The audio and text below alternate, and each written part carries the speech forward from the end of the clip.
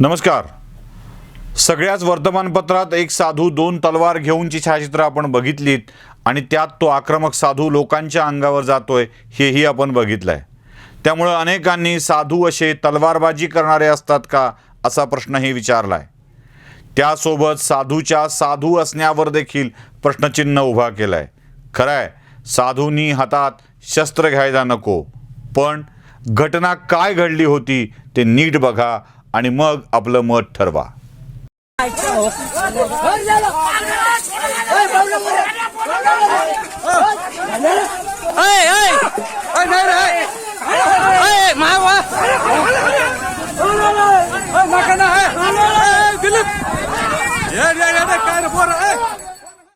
पैठण प्रतिष्ठान नावाची नगरी.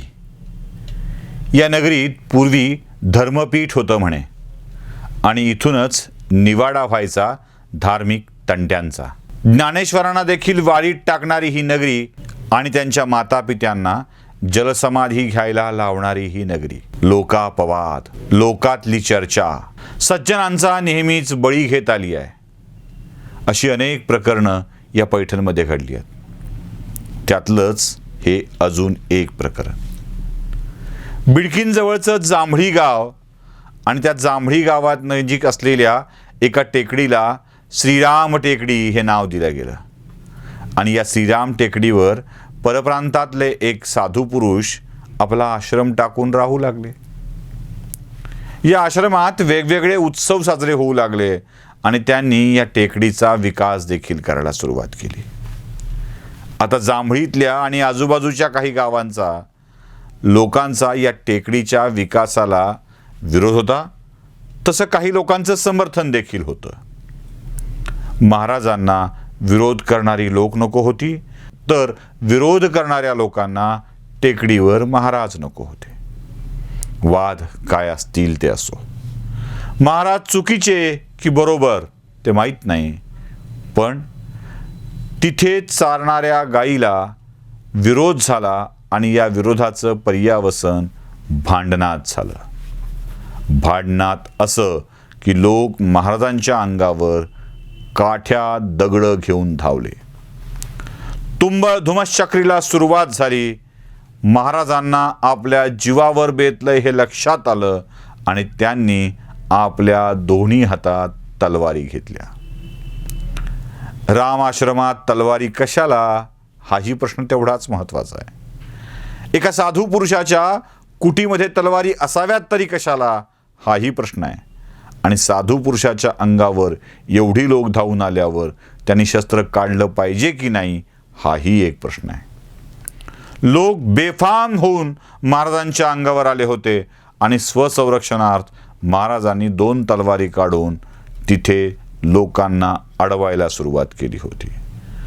पालघरचा संदर्भ देऊन महाराज बोलत होते. काय बोलत होते तुम्हीच ऐका.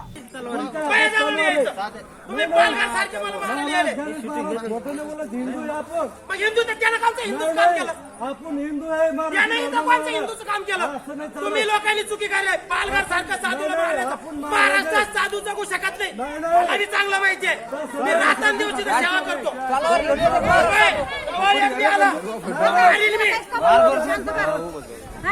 पालघर सारखं तुम्ही करण्याची जरा ते तपास काही नाहीये.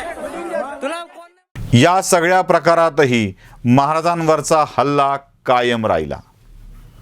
अखेर महाराज जखमी झाले आणि त्यांना औरंगाबादच्या घाटी रुग्णालयात उपचारासाठी दाखल करण्यात आलं.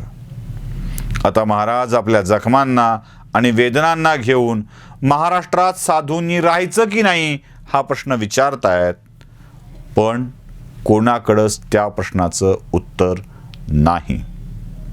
अशा स्वरूपाचे वाद, अशा स्वरूपाचे प्रसंग थेट जीवावर बेतत असतील तर नेमकी चूक कोणाची हे देखील शोधण्याची वेळ आता जवळ आली आहे. फक्त हातात दोन तलवार घेऊन जाणारा साधू वर्तमानपत्रातून दाखवून एकट्या साधूला बदनाम करणाऱ्या माध्यमांना एवढीच विनंती आहे की तिथे महाराजांच्या अक्षरशः हत्येसाठी धावून गेलेला जमाव, हातात तलवार नसती तर पालघरप्रमाणेच साधूचं हत्याकांड अशी ती वेळ आली असती. त्यामुळं एखाद्या विषयावर आपलं मत प्रकट करताना पूर्ण घटना बघूनच प्रकट केलेलं उत्तम असतं. पैठण तालुक्यातल्या या साधूला लोकांनी अक्षरशः दगडांनी काठ्याने मारण्याचा प्रयत्न केला. जान बचे तो लाखो उपाय म्हणून साधूंनी आपला साधू धर्म देखील बाजूला ठेवला. तोच साधू आज जिल्हा सामान्य रुग्णालयात उपचार घेऊन मृत्यूशी झुंजतो आहे.